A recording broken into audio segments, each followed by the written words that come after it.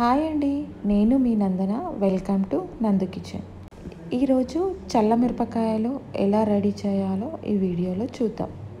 ముందుగా 1/2 kg వరకు మిరపకాయలు తీసుకొని బాగా కడిగి తుడిచి ఈ విధంగా ఆరబెట్టుకోవాలి. ఒక్కొక్క మిరపకాయను తీసుకొని ఈ విధంగా కత్తితో మధ్యలో ఘాట్లు పెట్టుకోవాలి. ఒక 1/2 లీటర్ వరకు పెరుగును తీసుకొని అందులో 1 టేబుల్ స్పూన్ వరకు ఉప్పు వేసుకొని 1 గ్లాస్ వరకు వాటర్ వేసుకొని బాగా బీట్ చేసుకొని మజ్జిగలాగా చేసుకోవాలి.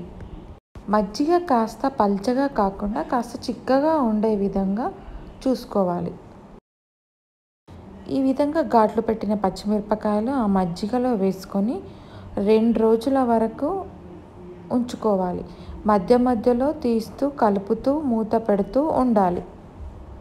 2 రోజుల తర్వాత ఆ మిరపకాయలను తీసి ఎండలో ఈ విధంగా పూర్తిగా ఆరే వరకు ఎండబెట్టుకోవాలి. ఈ విధంగా పూర్తిగా ఎండిన తర్వాత ఈ మిరపకాయలను నూనెలో ఈ విధంగా వేయించుకొని తింటే చాలా బాగుంటుంది. ఇంకెందుకండి ఆలస్యం, మీరు కూడా ఈ విధంగా ట్రై చేయండి. ఈ వీడియో కనుక మీకు నచ్చినట్టయితే ప్లీజ్ లైక్ చేయండి, షేర్ చేయండి, నా ఛానల్ని సబ్స్క్రైబ్ చేసుకోండి. Thanks for watching.